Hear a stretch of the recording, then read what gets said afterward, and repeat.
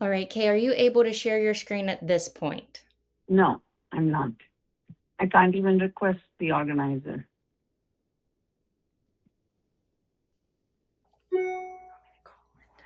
All right, attendees, I know you're joining for this webinar. If you would give us one moment, we are troubleshooting through a quick issue. We will get started very soon.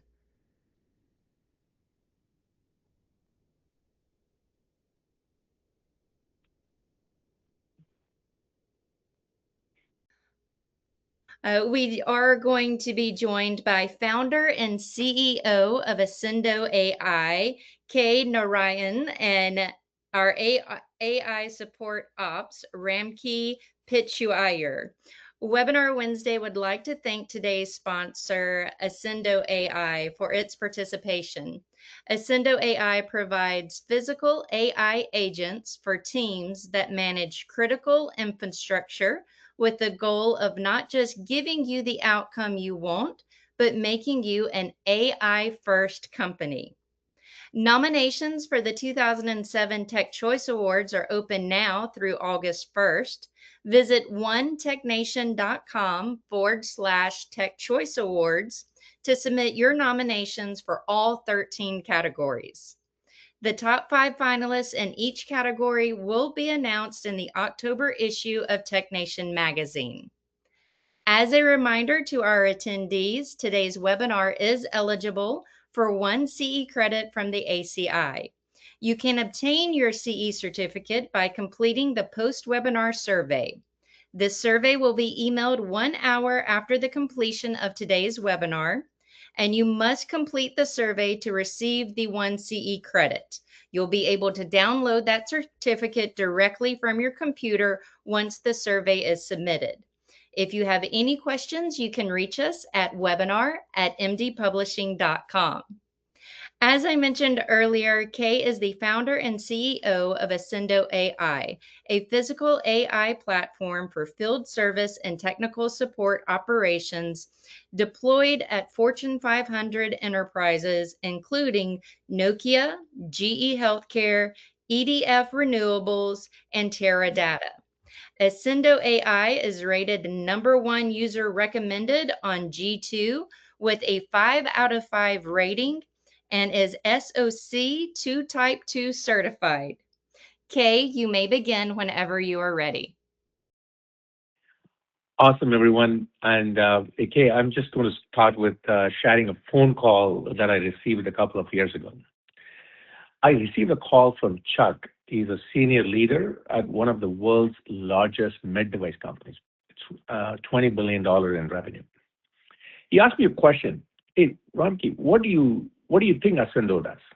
You know, I started giving what I thought was very obvious answer. I said, we're a software company. We provide knowledge management, AI capabilities, and service tech solutions. Before I could finish, Chuck stopped me. He said, no, that's not what Ascendo does. You know, I took a pause and naturally I asked him what he meant. Chuck actually shared me a story, actually an event that happened the day before. A hospital had a critical surgery scheduled. One of the essential pieces of the breathing equipment failed unexpectedly. The issue was serious enough that they had a choice to delay the procedure and impact the patient care. But the hospital biomed reached out to the manufacturer support team. An expert on the manufacturer site used Ascendo at the time to find the quick troubleshooting information and guided the repair. Everything done remotely, equipment was resolved, the surgery went as planned, the patient's life was saved. Chuck paused there and he shared this one I will never forget. He basically said, Ramki, Ascendo is not in the software business. Ascendo is in the business of saving lives. It's such a humbling moment for me and the team. I came back and shared the same thing with the rest of the team. The conversation changed how I think about and what we think about what we do. Now, fast forward to today, it's very different. We are at the major inflection point. AI is transforming industries everywhere, and biomeds, HTMs, they all understandably asking a very important question. How can AI help me do my job better, faster, and more effectively. That's exactly why I'm excited about today's discussion, Kay. It's great to have you here because you have tons of experience, not just with Ascendo, even prior. Before we begin, I want to first personally congratulate you on the award-winning book, Beyond Break Fix.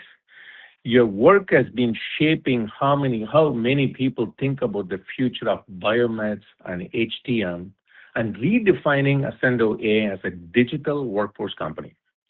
So let's dive into the agenda today and explore what AI means to biomeds, healthcare technology management, ultimately the patients that we all serve and care about. That you heard from Ramki. He ran Oracle Services Operations along with leading and building operations teams and tools across Amazon, NetApp, Cisco, Verizon, McAfee, and more. The autonomous support tool that he built is still the standard for the industry decades later. And we are so happy that he brings in the level of depth and experience into building Ascendo AI agents. So just a quick thing, you should be able to see my slide. Ascendo, and as Jamie mentioned, Ascendo provides physical AI agents for teams that manage critical infrastructure. So you'll have a chance to hear how our solid team has gone beyond just efficiency and productivity into safety and consistency. Remember, all of this is grounded in the 3 T's that we believe: time, token, and trust. So thank you so much for taking the time and attending this webinar.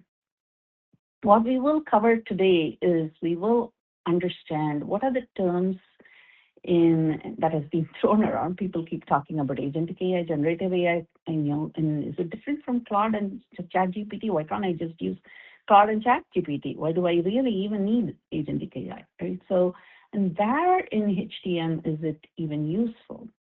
Any of this that we are talking about. And people's concerns are about data. Hey, my data is not clean, or will my data be exposed, etc. Right? So for whatever reason, my slide is not moving. So I need to figure out what's happening. Give me a second here. I don't know why my slide. Okay, it's just taking time, but it's just moving. Okay. Okay, so just remember my voice is ahead of the slide. It's taking time. I don't know why. But anyway, so there is a lot of concerns when it comes to not just HTM, but any regulated industry. I'm worried about how much data I will expose, what is my security, what is my privacy. I don't have enough knowledge. I don't have enough data, or I have to clean up data, right? So we will address all of that. And then we will talk about examples on where AI can help. And I do want to make sure we wrap all of this up much faster so you can actually have, a considerable amount of time for deep dive. So that's the plan for today. And that hope that sets the expectation. Feel free, we have Tim and Jeff on the call as panelists who should have ability to respond back on chat with questions and stuff. I think they are having issues right now. So Jamie, we may need you to help provide them access to the chat. But other than that, feel free to ask questions on chat. They can help answer, or they are putting information that will be some pre-work, post-work for the webinar, because we have a ton of information to share. With that, I'm moving forward. So what is the biggest issue? You all know this, right? So we do have tribal knowledge, and we need to make sure that the tribal knowledge is brought in at the right place at the right time. We do know that people who want to get into HTM now, they don't want to be in training forever. In 2 weeks, they want to be out, and they want to be having just-in-time training. They want, leaders want to see service quality, consistency, safety, security, reliability, all of that go up.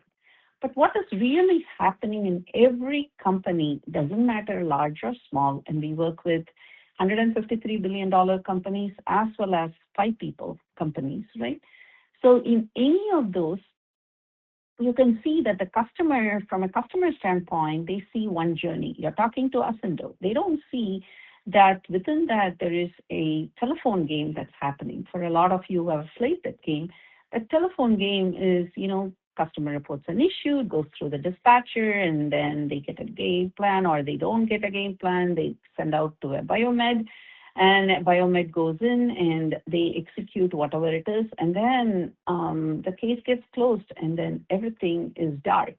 There's really not a whole lot of information that comes through. And even during all of this process, we lose a lot of information when we communicate with each other within a team, right? So 52% of biomeds time is in collecting, finding, assimilating, putting data together, and training, all of that stuff, right? So it is important that we know that there is different people who are skilled in different areas, just like how you can't go and say, hey, you are trained in HR, but I'm going to give you AI, so from tomorrow on you can do finance. It's just not possible. So for each of the people who are doing their own roles within a clinical engineering organization, they have to have a digital workforce that can work with them in their role, in their persona, whether it is biomeds, whether it is a dispatcher, whether it is a product team member, whether it is a training and documentation team, or whether it is a compliance safety team. So now just a quick thing on where we have a lot of information today in the enterprise, right? So 80% of data today in the enterprise is really which is what we have today. And that is only 20% of the enterprise data. So to only 20% of the enterprise data is where we have information stored in databases and stuff like that. We call it unstructured data in AI terms. When we talk about, we call it structured data in AI terms. When we talk about unstructured data, that's what we call as dark data, and that information contains 80% of what the enterprise needs. That's there in manuals, in the conversations we are having through Teams and Slack, and in the logs and the telemetry of the information of the equipment, or in the asset life cycle of the equipment, which is really in the dark data.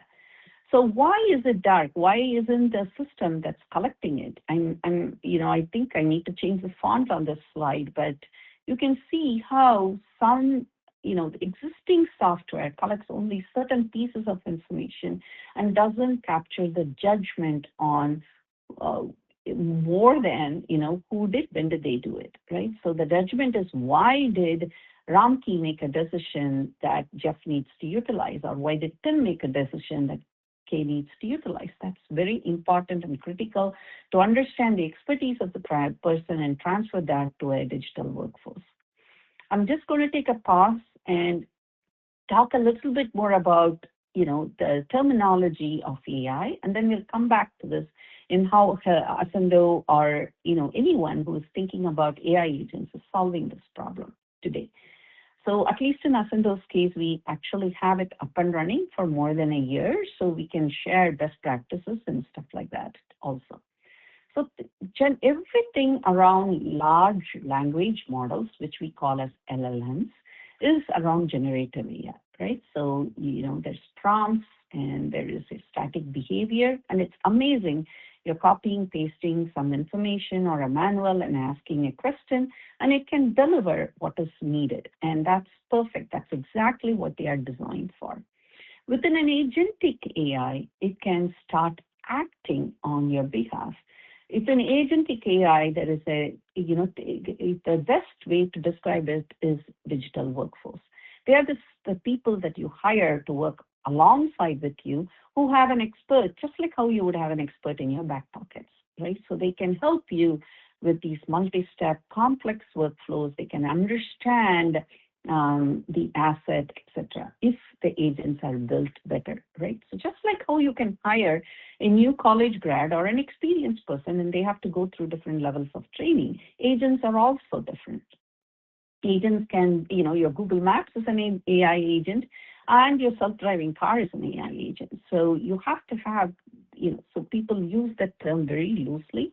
So always find out what is the level of AI agent that happens.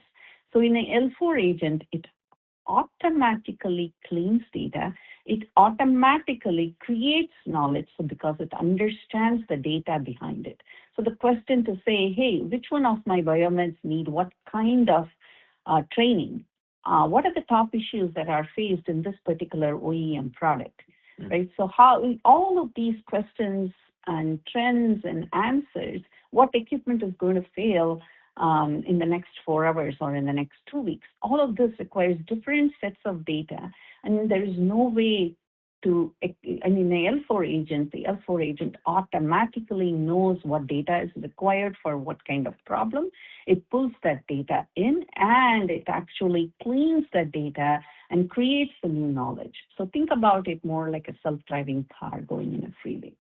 So what is L5? L5 is multiple AI agents where a freeway is full of self-driving cars and they are communicating with each other. That's where the actual impact of agentic AI happens. So, and I'll give you some examples on what it is, and how one agent can work with another agent, and how it can deliver value to clinical engineering and HTM teams, right? So now that we understood a little bit more about the terminology, the differences between agentic AI, generative AI, and all of that, I want to talk to you about the 5 pillars that we built in Ascendo AI. And we have to spend significant amount of engineering time to build this.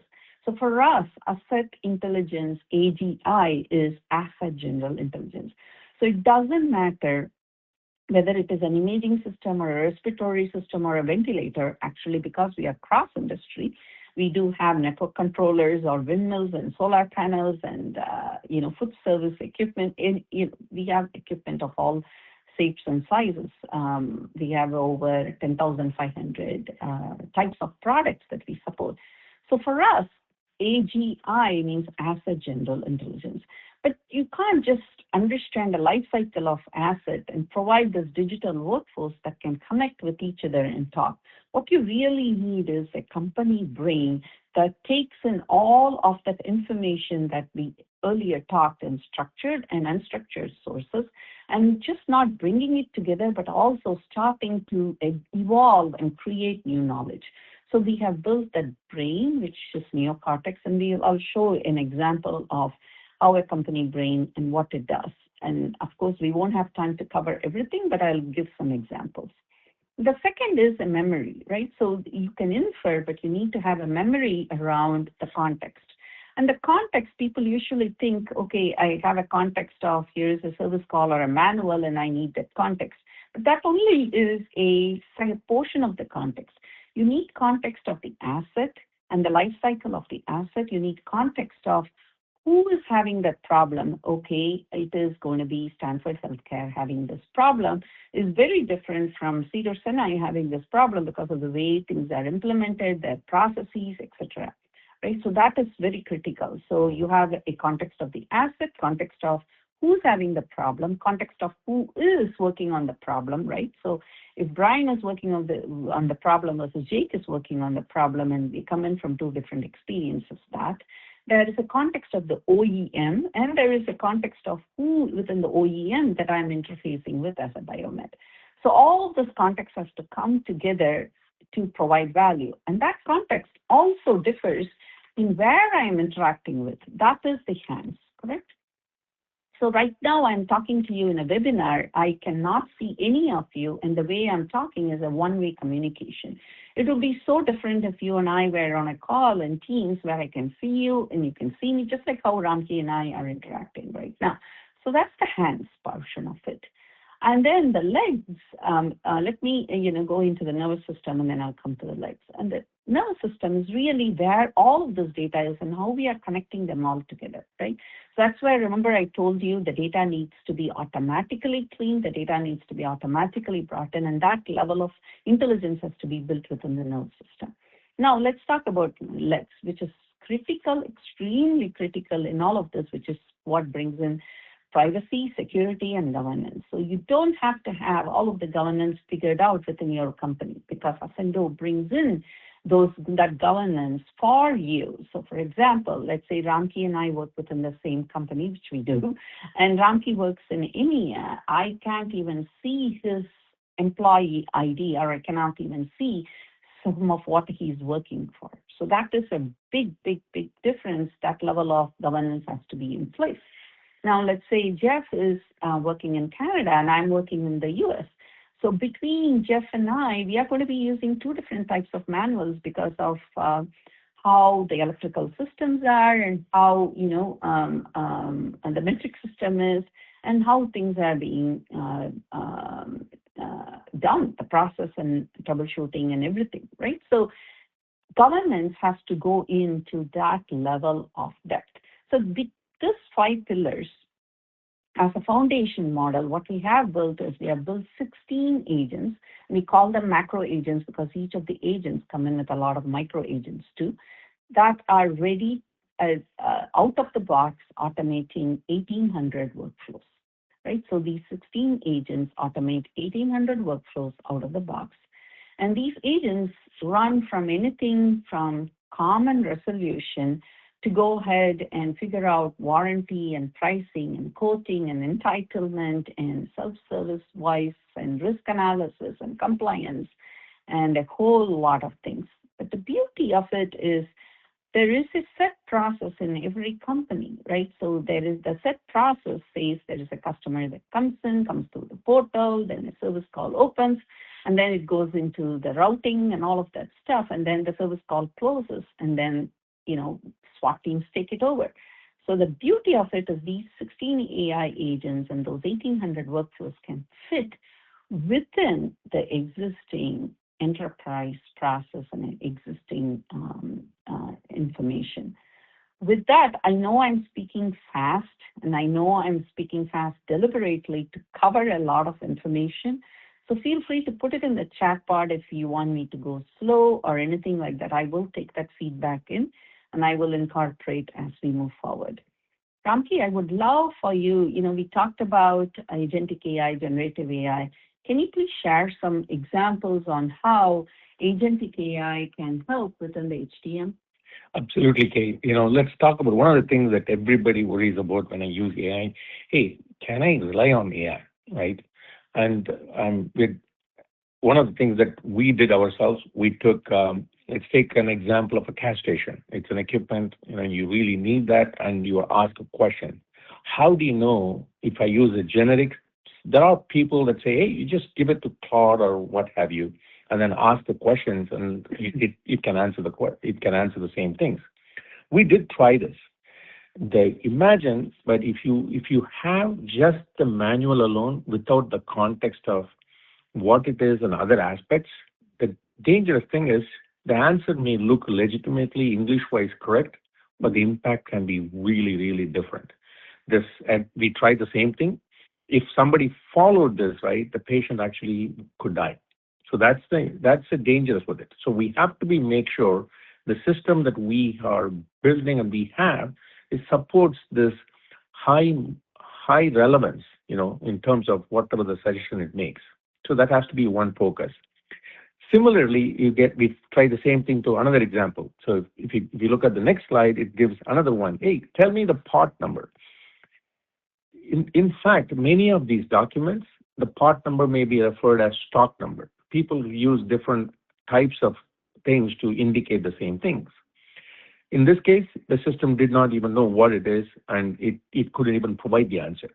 So what you need is, we need a solution that understands all these 5 different aspects that you talked about, the brain, the nervous systems, and hands, and coordination, including the governance. Mm-hmm. That's what you need to have a solution, which is what we did. I'm going to take you to an example of how the impact that it could have with a customer. So let's go to Chuck Polam is a true person, and he basically he's one of the pioneers. I mean, it's unbelievable that he not only talks about saving people's lives, and he's very keen on making that impact while improving the operations.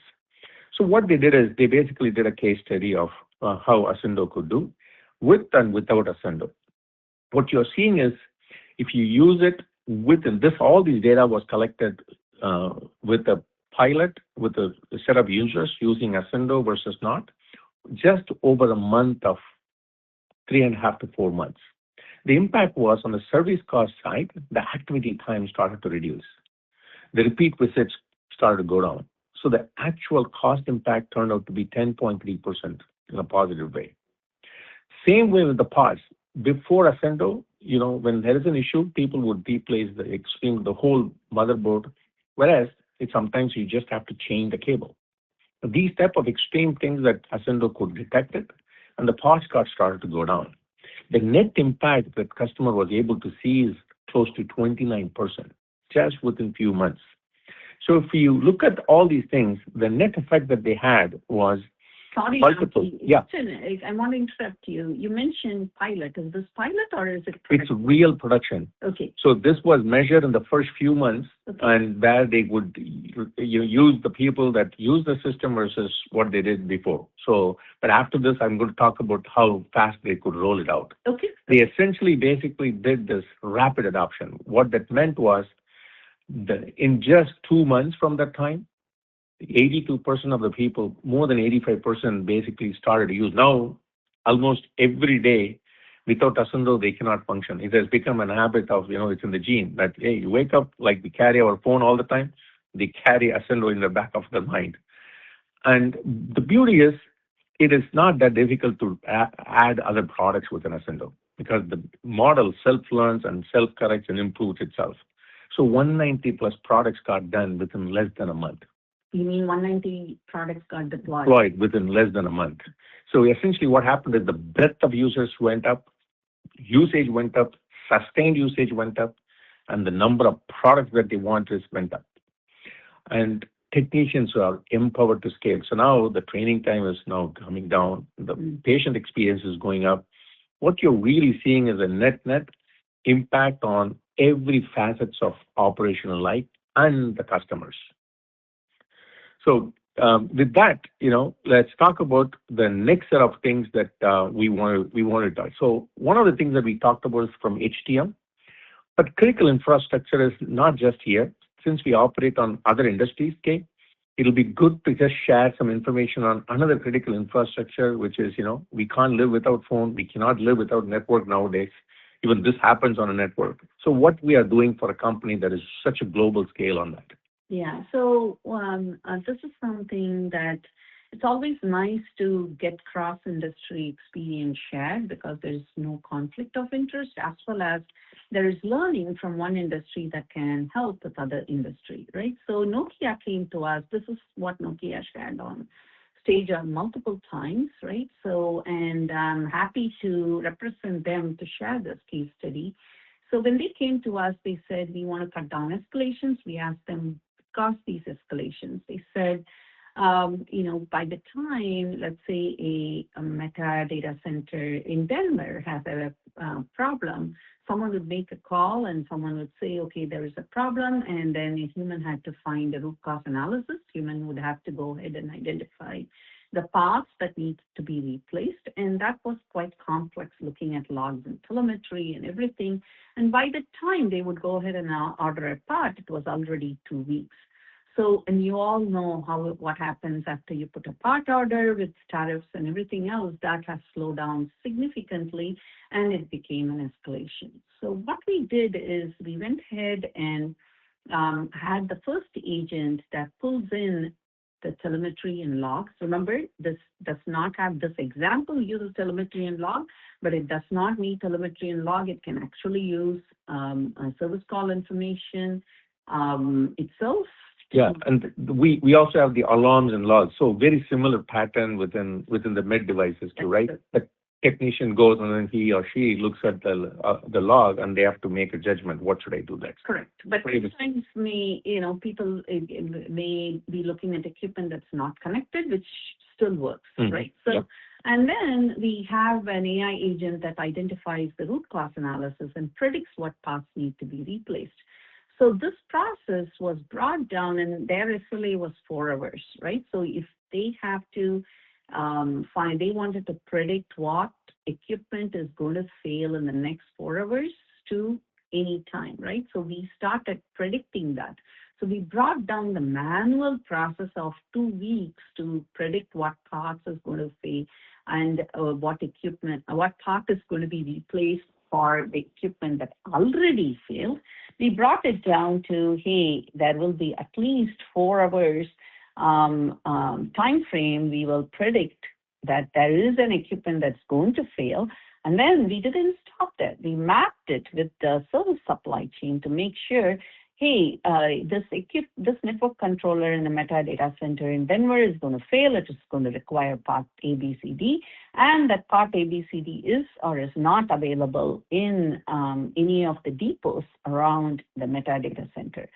So in Denver. So that helped them make sure that the right part is available before a failure happens, and it cut down their escalations by 95%, right? So this is something that's been in production for more than a year, and that is, we just talked about 4 agents that are working with each other. It's a great story, Kay. You're now basically saying we can look at the trees, we can also look at the forest, and without having to do any much work, it's all constantly working all the time on the back end. Correct.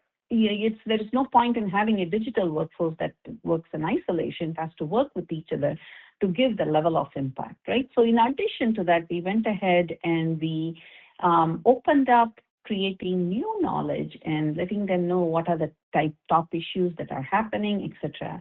And by creating this new knowledge and creating these manuals, there I'm going to intervene and talk about another example too, where one of the largest energy provider, they wanted to go ahead and create 256 manuals for each of their diagnostic code out of, and they had tens and hundreds of people allocated over a period of a year to create these manuals, to review the manuals and get it out, right? So we introduced the neocortex, the company brain, the knowledge agent, which the terminology we are using interchangeably. So just like how it happened in Nokia, we introduced to them also. And in 2 days, it created 236 manuals, out of which only 3 had to be touched by a human. So their entire year goal got done very fast. So our agents, and this is EDF, and it's a $153 billion company. So I'm not saying only enterprises can use this. I'm just saying how fast these things can be implemented. So you don't have to rely on old manuals and stuff like that. You can continuously create that brain. In Nokia's case, that has brought in the efficiency pretty high from their 55% to 80%. The beauty of it is because they tied in the failure patterns to the service supply chain to make sure that the right part is available in the right time, and they made all of their demand planning of parts fully proactive, they were actually able to build a spare parts business and bring in additional revenue out of it, right? So you can see what we're talking about is just not biomed alone. We are talking about biomed talking to Segment. So it's the impact that a biomed organization can create significantly. So now let's talk about, how our concerns of data, knowledge, security. This is very, very important topic, Kate. Yeah. Because, one of the things that, especially in the regulated industry, is aspect to security, the content, and the data that we have. So it'll be a very, very good topic to talk about. Yeah, I'm not going to go through, there is just a lot of customers are using it. I'm not going to go through all of it. But people talk about security and everything, but there is also this question on, okay, where do I start? I have security problems, I have data problems, I have knowledge problems. Mm-hmm. I don't know where to start. So what we did is, if you think your data is not clean, start with our Connect agent, which actually goes ahead and integrates with your data, structured, unstructured data, all of it, and really fast, right? So, and it doesn't just integrate, it also cleans the data, normalizes it, uses it, understands context, infer, and helps build a knowledge graph that is helpful for the neocortex agent to go ahead and create these pieces of knowledge automatically and clean up your knowledge. So Then, privacy is important, Ramki, like how you mentioned. So we actually have an agent for that removes PII and PHI information from all of your data, so even Ascendo doesn't have to see it. So, so that helps a lot when it comes to privacy. Once you have these kind of base agents to start with, then you can go ahead and move forward with resolution agents in multiple ways. Resolution on your website, resolution on your forms, resolution for a biomed, a field, a dispatcher, a routing person, your call center person.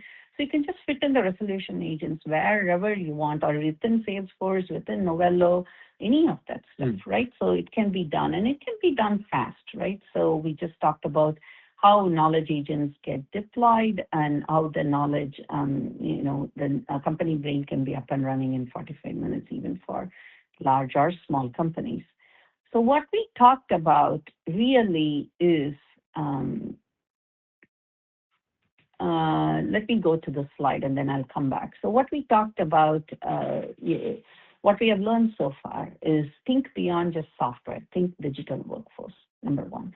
Then the second thing we learned is the level of agents do matter. Then the third thing we learned is use cases versus workflows.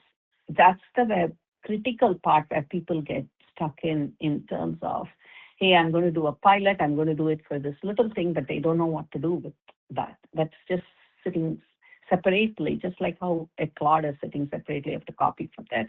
So it really feels like there is a efficiency and there is productivity, but there's really not real efficiency and productivity, right? So why Ascendo is able to deliver much higher impact and much higher value.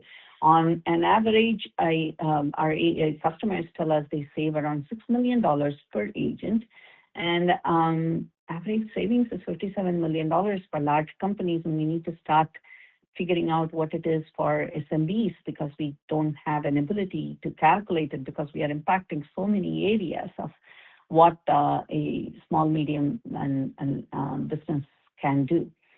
So the four big things that I want you to leave with is agents do differ. L4 level agents can clean their own data. Number two is they can create knowledge using the judgment and the ontology. Number three is a huge differentiation is why does it become a top technician or a top expert in your back pockets is because it has an ability to predict who the top expert is for any kind of role that we have talked about so far and mimics their behavior. So number three is very important. Number four, what is the use of all of this if we are not getting the outcome that we needed to desire, right? So no one signs up for the outcome that people like us who provide digital workforce. So we sign up for the outcome. We are your extended data science, agentic AI, and the digital workforce recruiting organization that shares your outcome, just like how you would hire a human and you would make sure that they can see all of the. Okay, this is a good time to show some actual workflows because we're talking about different things and maybe show one or two examples so that'll get the audience thinking about how these can be deployed.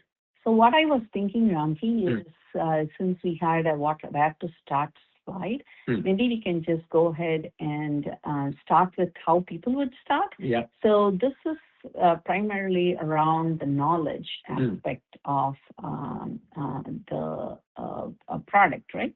So you can see that you can create like a blueprint saying this is how all my troubleshooting manual should be, and this is the kind of persona and a brand that my company has or I want my company to be portraying, and you can define that brand and that way of doing things, including colors, including the ways any troubleshooting manual should be created, or this doesn't have to be troubleshooting manuals. It can be MOPs, SOPs, it can be performance reviews, it can be meeting summaries, any of that stuff. So automatically you can bring in a Word document, a spreadsheet, anything, and it will create the blueprint for you. Or you can create the blueprint just like how I'm showing right now. You don't have to do it at all if you just bring in a Word document saying, this is how Joe does this, and this is what I want to be the sample for all of my MOPs to be. Then once you define a blueprint, all you're going to do is you're going to go ahead and create an article. And I believe in this particular example, we are showing a way to call out care station publicly available manual to create how do you do a certain type of action. And I believe this is going to be around display leak or something like that. And you can create these manuals. And these manuals don't have to be just textual based. They can be images, they can be schematic diagrams, they can be flow charts, and a whole lot of others, right? So I don't have a way to speed up the video from here. Let me see if I can do anything else. So you can see how an article is getting created, because I do want to share a lot of examples to you. But right now it's created an article, and right now it has tables and bullets and textual information. But let's say you wanted to go ahead and have some schematic diagrams or some it can do a flow chart as well. Okay. Yeah, but let's say I want to add in a schematic diagram or make some additions to that blueprint, not to the blueprint, but for the article that is being created, then I can actually go ahead and add it in, and I can change the blueprint if I want to, if I'm an admin. So what it helps is it helps leaders to have a defined way of bringing in data after a BMed goes ahead and solves problem. This is how all of the summaries should look like. It automatically creates it. So, right, so this is how all of, a new BMed who didn't go through 2 years of onboarding, who went through 4 weeks of onboarding, can get just in time troubleshooting and help that with knowledge that is automatically created, right? So with that, I was thinking what we can do is we can start looking at examples just from how a customer would ask. So for example, a customer calling or a nurse calling from the hospital and getting information. So I don't know if my voice is going to come through. I'm going to give it a try. Yeah, while you do that, I mean, that particular one that you showed would be perfect for even creating PM instructions, consistent PM procedures. Yeah, so I'm going to get off a mute here.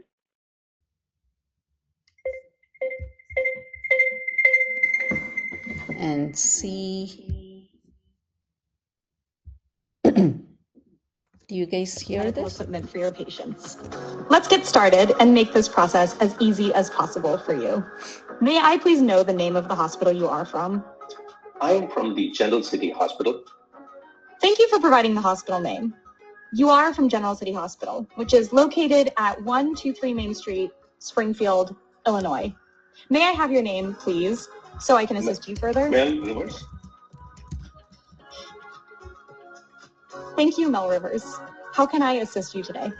Are you looking to rent specific medical equipment? Yeah, I am the admission coordinator at the hospital. I have a patient that needs a specialty crib. She's getting admitted today. What cribs do you have in stock today? We currently have the following specialty cribs available for rent. 1, Stryker Cub Pediatric Crib, designed specifically for pediatric care with advanced safety features. 300. Does any of them have an hydraulic lift? Yes, the Stryker Cub Pediatric Crib includes a hydraulic base option with dual side mounted foot control hydraulics. This allows for easy height adjustment and hands-free Trendelenburg and reverse Trendelenburg functions. Ascendo AI agents. I'm going to AI agents are designed. I'm your virtual medical modular.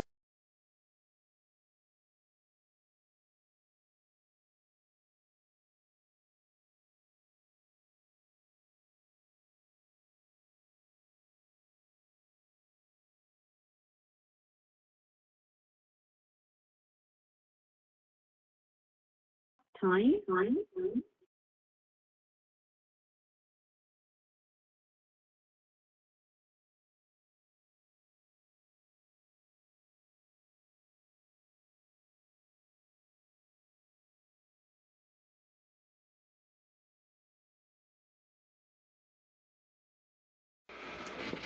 All right, guys. Seems like we're having a little technical issue getting your microphone back on. Ramki, can you unmute your line?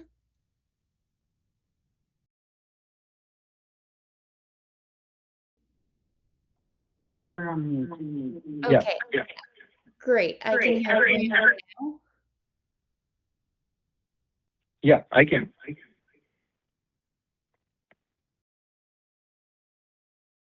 We can. Can you hear Yes. me? Okay, you can continue. We can. Yes.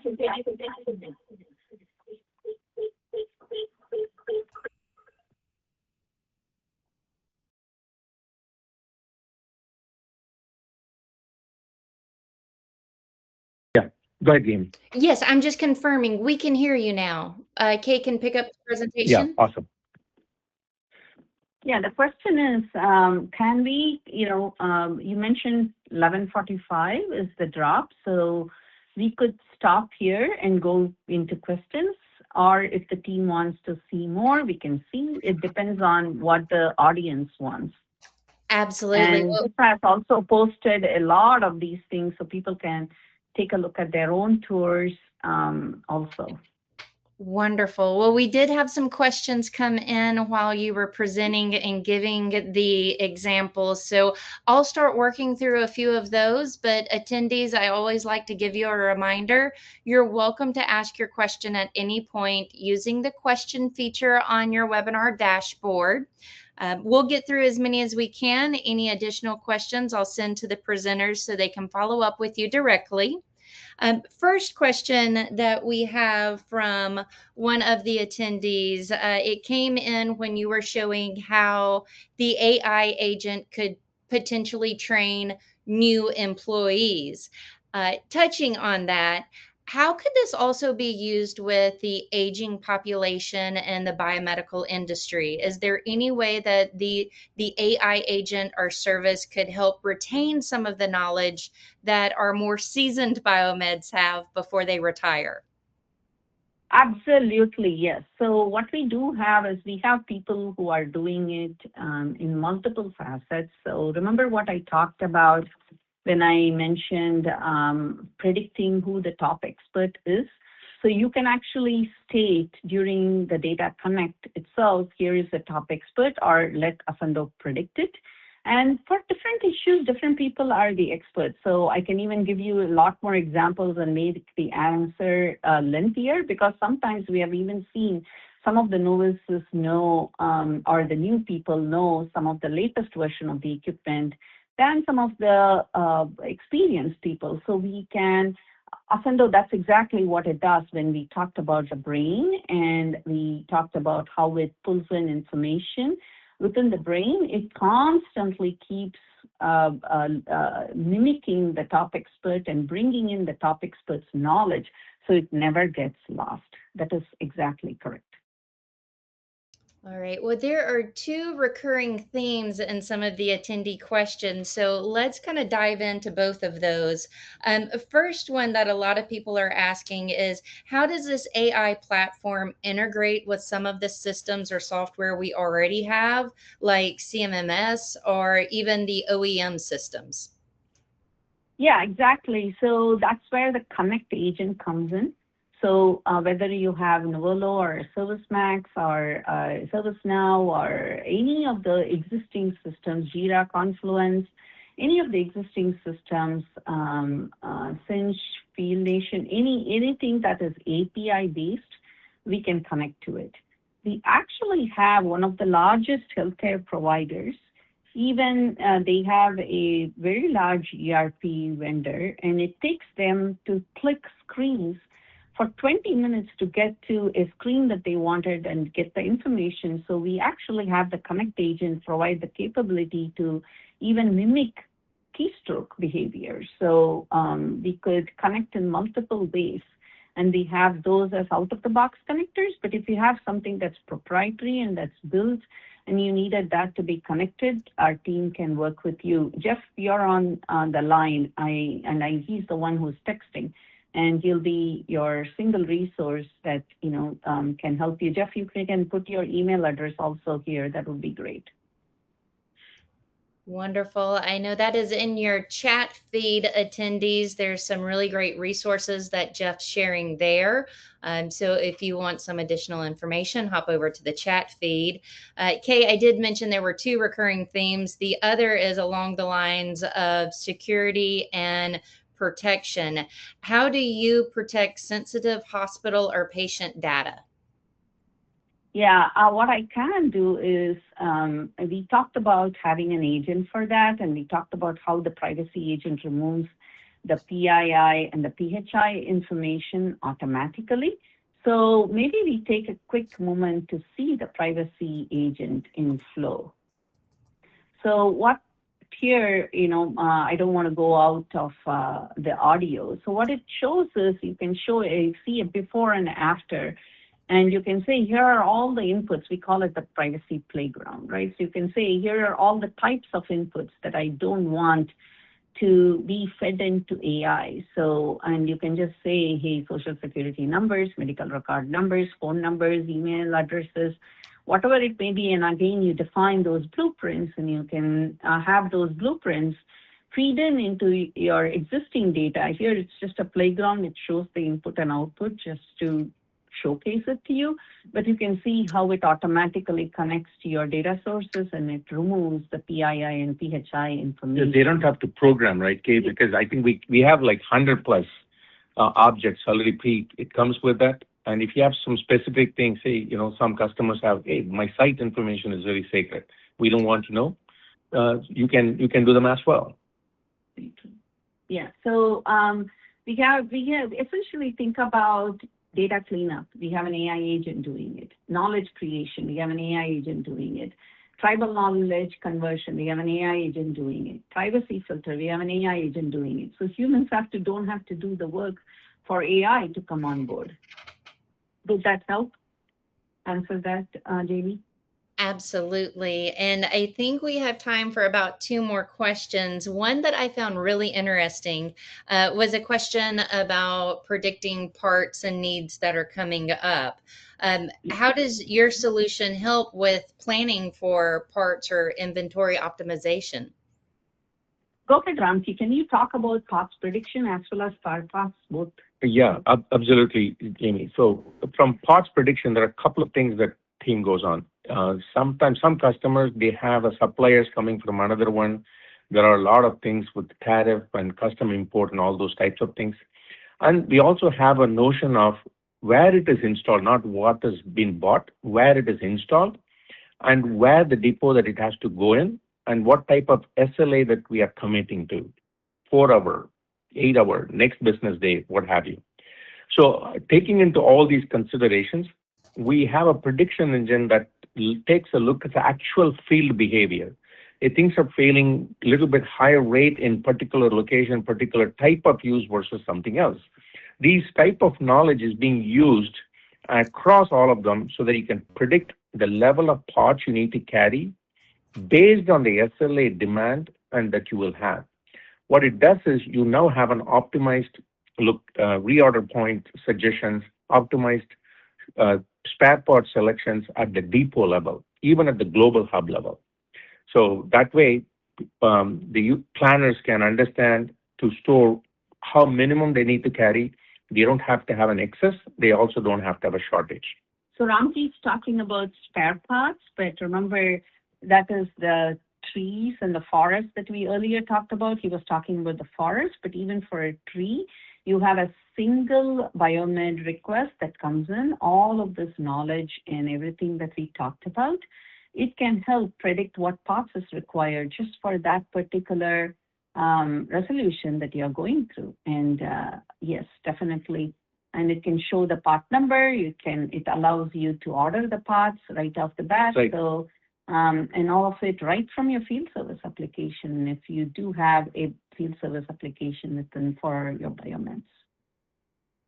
All right. One additional question, an attendee would like to know, when techs generate knowledge base articles, how does the platform validate it before it's put to use by others? Excellent. So I didn't touch on it. So I'm so happy about this question. We did not talk about humans in command. I don't like the word thing human in the loop, but if you read the book, you will see humans in command.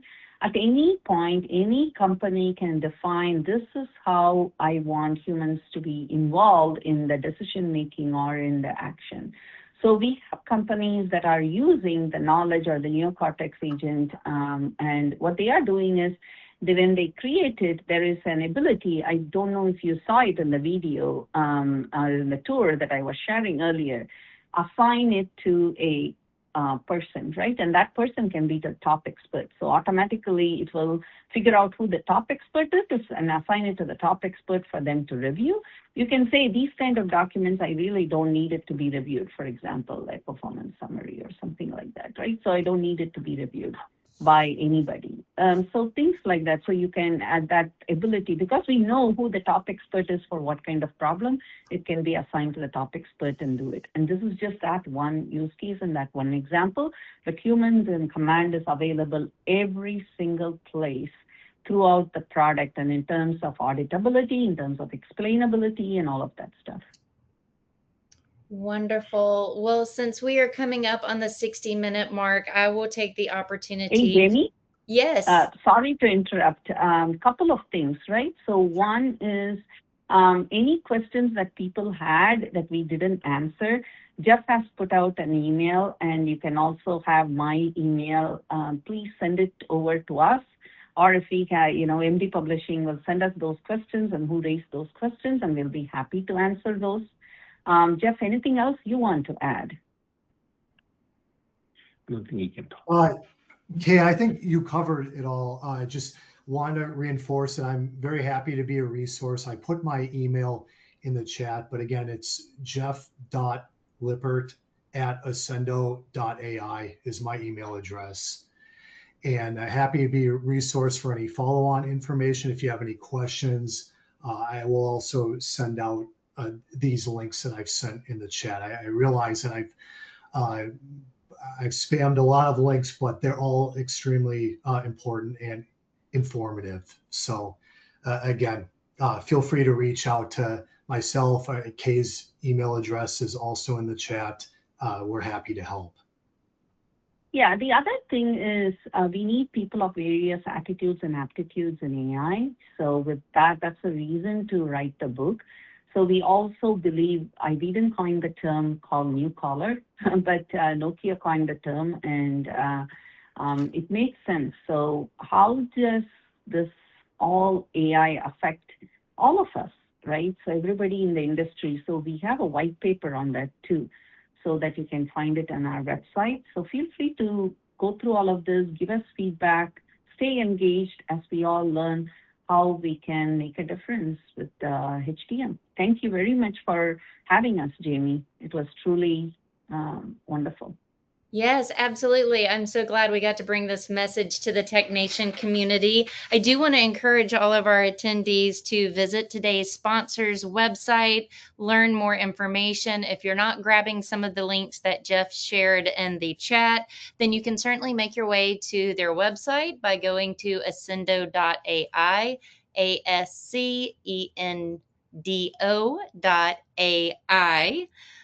Quick reminder again, you can obtain your CE certificate by completing the post-webinar survey. That survey will be emailed to you in 1 hour.